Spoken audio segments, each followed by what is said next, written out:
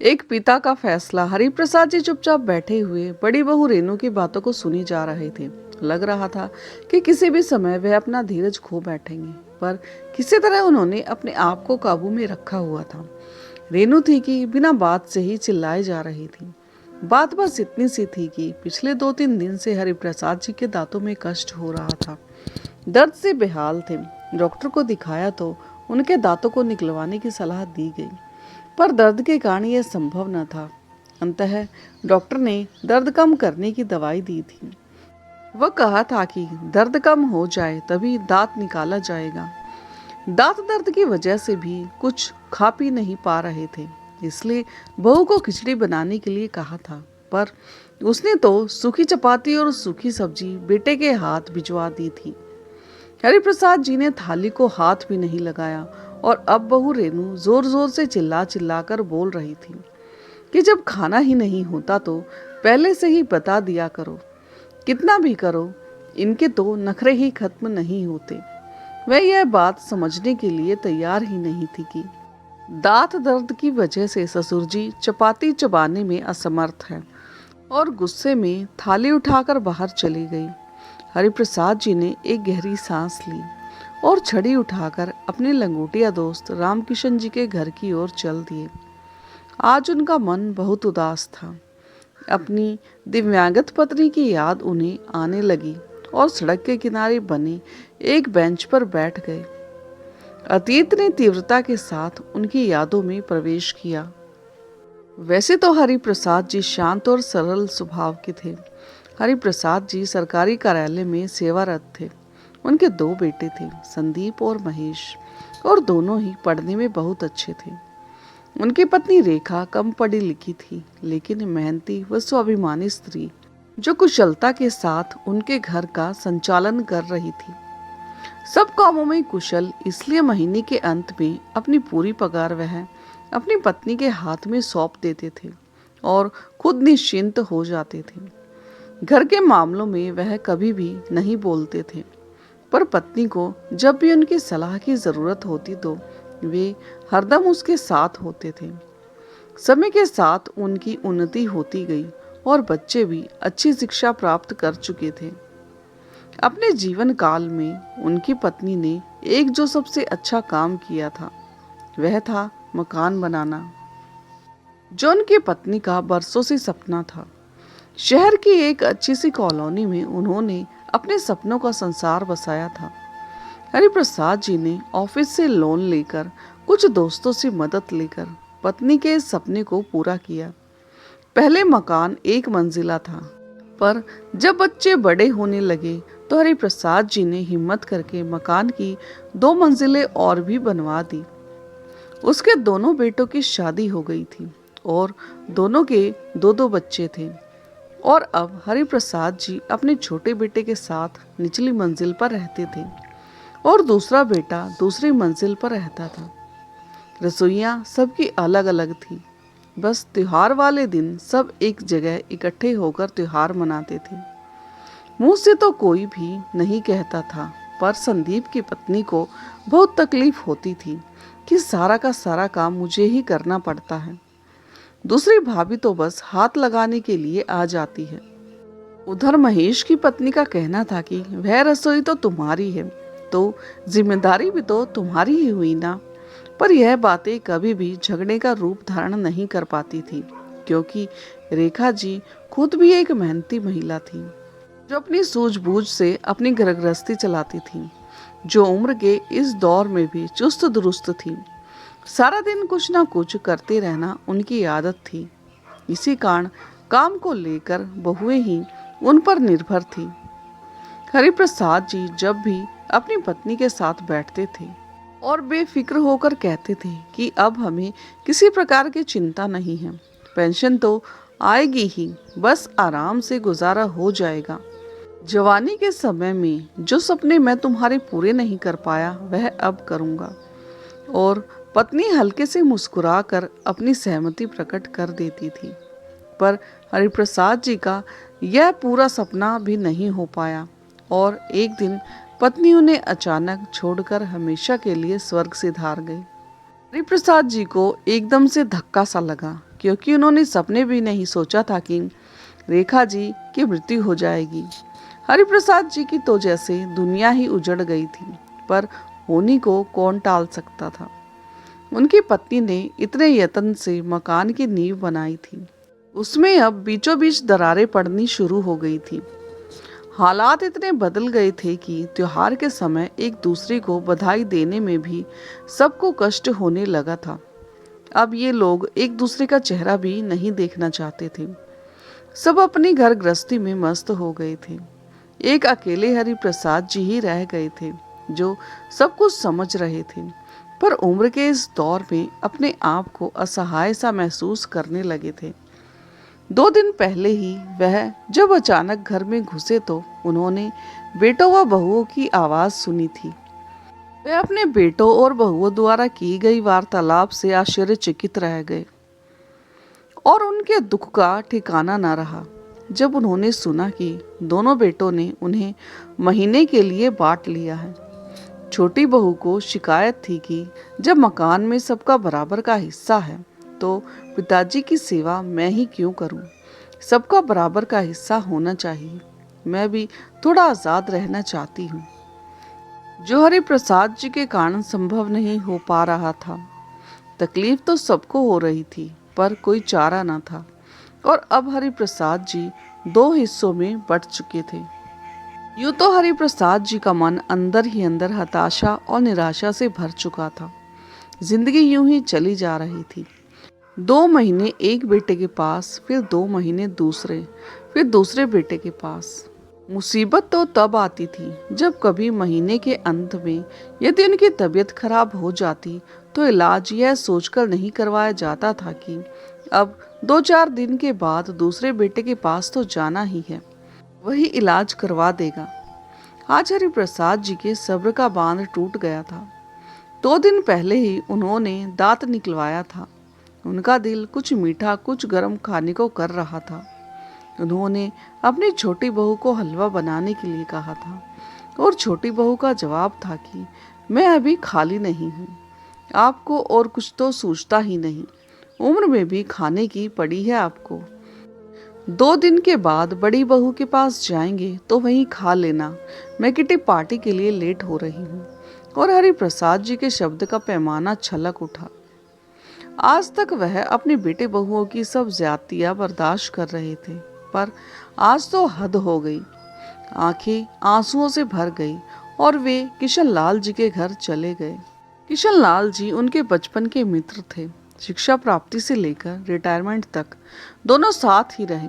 किशन लाल जी थोड़े व्यवहारिक बुद्धि वाले व्यक्ति थे। वे दिल से नहीं दिमाग से सोचते थे। उन्होंने अपने दोस्त को कई बार समझाया था कि थोड़ा रौब रखा करो, किस बात की तुम्हें कमी है, मकान अभी तुम्हारे नाम है। बेटे बहू जब भी सिर पर बैठने की कोशिश करें तो धमकी दे दिया करो कि किसी को भी हिस्सा नहीं दूंगा। पर हरिप्रसाद जी को यह बात मंजूर न थी। उनका कहना था कि जब मकान बनवाया ही बच्चों के लिए है तो ऐसा सोचना किस लिए।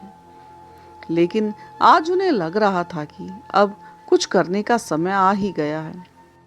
किशन लाल जी से सलाह मशवरा करके हरिप्रसाद जी घर आकर अपनी पत्नी की तस्वीर के सामने आकर खड़े हो गए, जैसे मन ही मन उनसे विचार विमर्श कर रहे हों।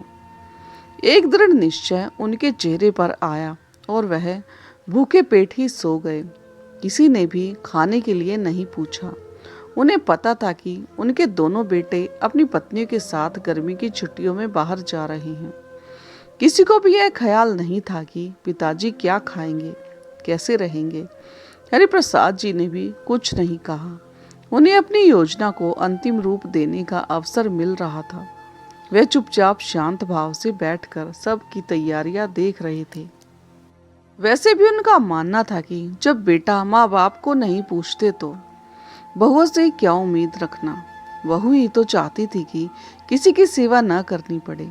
वह तो पति और बच्चों में ही अपना परिवार देखती हैं। सास ससुर उन्हें बोझ लगने लगते हैं। वे अपने अधिकारों के प्रति तो सचेत रहती हैं, पर अपने कर्तव्यों की तरफ यह आंख मूंद लेती हैं। हरिप्रसाद जी अपने मित्र के साथ प्रॉपर्टी डीलर के पास गए।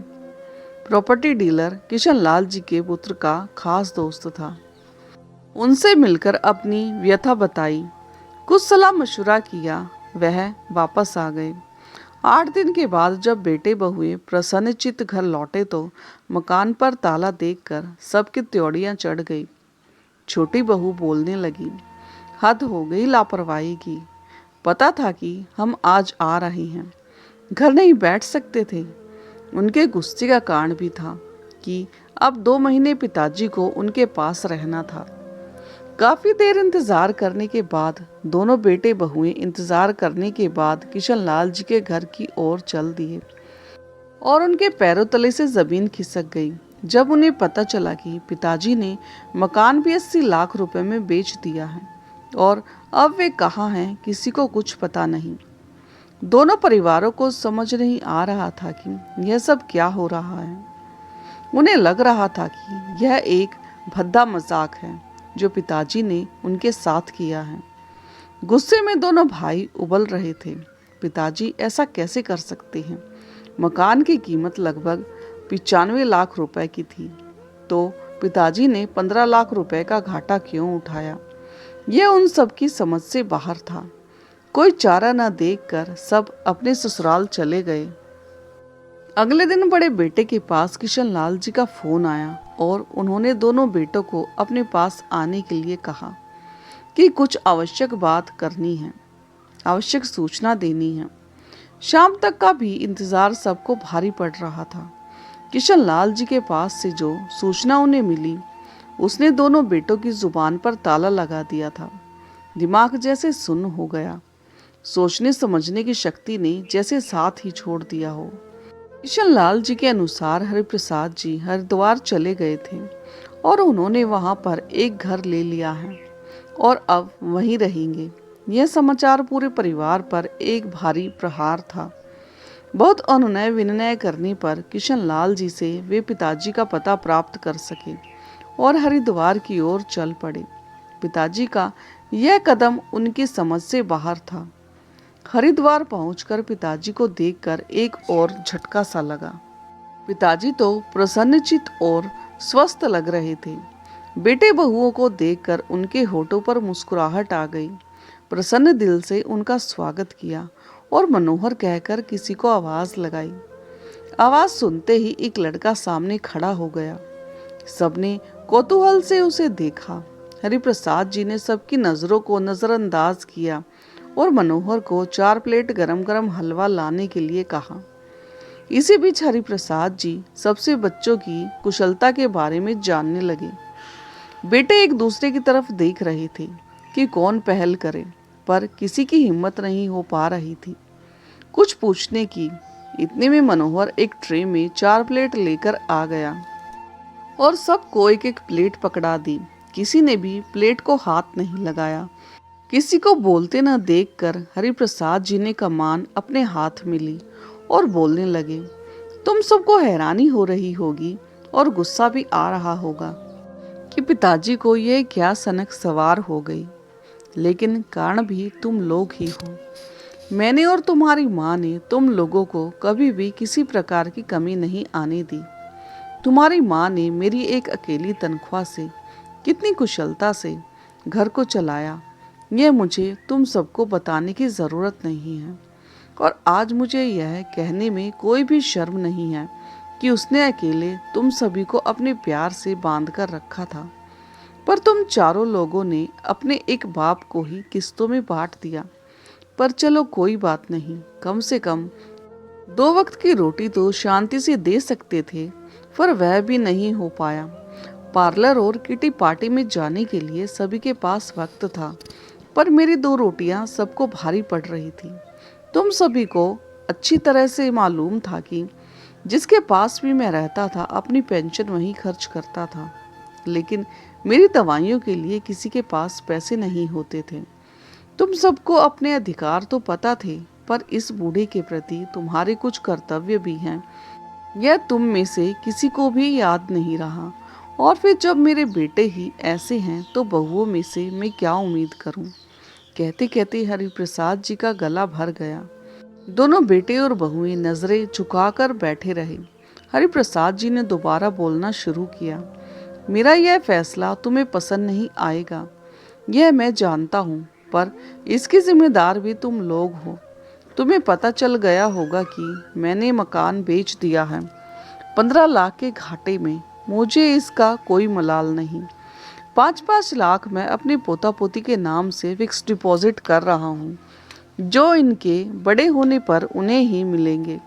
मैंने यह घर खरीद लिया है। 2 कमरे, किचन, बाथरूम, टॉयलेट, सभी सुविधाएं हैं। इसमें जो कमी थी वह मैंने जुटा ली है। मैंने इसके लिए आश्रम को 20 लाख रुपए दे दिए हैं। मेरे मरने के बाद यह घर आश्रम की संपत्ति हो जाएगा। अभी अभी जिस लड़के को तुमने देखा है वह एक अनाथ लड़का है जो मेरे साथ रहता है। मैंने एक स्कूल में उसका नाम लिखवा दिया है, पढ़ता भी है और मेरी सेवा भी करता है। 4 लाख मैंने इसके नाम से भी जमा करा दिए हैं। बाकी जो बचा, जितना बचा उसका हिसाब लगा लो। मैंने बैंक में जमा करा दिए हैं। बैंक से जो ब्याज आएगा और मेरी पेंशन से मेरा और मनोहर का खर्च आराम से चल जाएगा। अब तुम लोगों को मेरी तरफ से पूरी आज़ादी है, जैसे चाहो वैसे रहो। यह सब कहकर हरिप्रसाद जी चुप हो गए और आराम कुर्सी पर बैठकर अपनी आंखें बंद कर ली। दोनों बेटे बहुओं को समझ नहीं आ रहा था कि पिताजी की बातों पर अपनी क्या प्रतिक्रिया प्रकट करें, और सामने पड़ी हलवे की प्लेट को देखकर छोटी बहू सोच रही थी कि एक प्लेट हलवे की कितनी बड़ी कीमत सबको चुकानी पड़ रही है। तो दोस्तों, आपको ये कहानी कैसी लगी कमेंट करके ज़रूर बताएं, और चैनल पर नए हो तो चैनल को लाइक, सब्सक्राइब और शेयर करना ना भूलें। तो मिलते हैं एक नई कहानी के साथ, तब तक के लिए धन्यवाद।